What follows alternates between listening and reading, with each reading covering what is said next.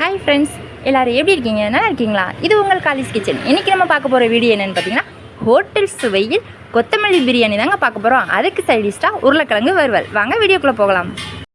அதுக்கு முன்னாடி நம்ம சேனலை எல்லோரும் சப்ஸ்கிரைப் பண்ணுங்கள், லைக் பண்ணுங்கள். நம்ம இன்றைக்கி சூப்பரான ஒரு கொத்தமல்லி பிரியாணி தான் ரெடி பண்ண போகிறோம். வாங்க எப்படி பண்ணலான்னு பார்க்கலாம்.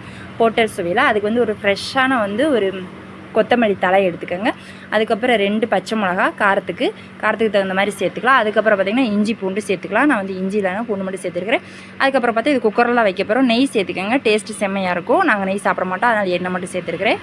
பட்டை இலை, பட்டை, அதுக்கப்புறம் பார்த்திங்கன்னா 2 மராட்டி மொக்கு சேர்த்துருக்கிறேன்.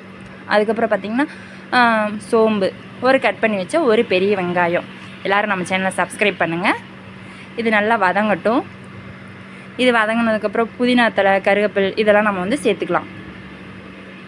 நல்லா பச்சையாக சேர்த்துக்கங்க, வாசனை சூப்பராக இருக்கும். நல்லா வதங்கினதுக்கப்புறம் நான் ஃபஸ்ட்டே அதில் எடுத்து வச்சுருக்கோம் பார்த்திங்களா, அரைச்சி இந்த மாதிரி பேஸ்ட்டை நம்ம உள்ளே மிக்ஸ் பண்ணிக்கலாம். இதை நல்லா கொதிக்க விட்டுருங்க, சரிங்களா? நல்லா இந்த மாதிரி பதத்தில் இது நல்லா கொதிச்சு வரணும். ஏன்னா நம்ம பச்சையாக தானே மிக்ஸ் பண்ணியிருக்கிறோம். பாருங்கள், சூப்பராக கொதிச்சு வந்துருச்சு. வாசனை செம்மையாக இருக்கும். மட்டன் சிக்கன் பிரியாணி கூட தோற்று போயிடும், சூப்பராக இருக்கும். அதுக்கப்புறம் நம்ம எடுத்து வச்சுருக்கிற அரிசியை இதில் மிக்ஸ் பண்ணிடலாம். தேவையான அளவு உப்பு போட்டு வச்சுருங்க. அதுக்கப்புறம் விசில் வந்தோடனே சூப்பரான சுவையான கொத்தமல்லி பிரியாணி ரெடி ஆயிரும். அதுக்கப்புறம் இதுக்கு நான் உருளைக்கிழங்கு வறுவல் தான் செய்ய போகிறேன். நான் எங்கள் அம்மா இப்படி தான் எனக்கு செஞ்சு கொடுப்பாங்க, அந்த மெத்தடில் தருவேன். எண்ணெய், கடுகு, அப்புறம் உருளைக்கிழங்கு, அப்புறம் மசாலா பொடியெல்லாம் அப்படி சூப்பராக ரெடி ஆயிரும்.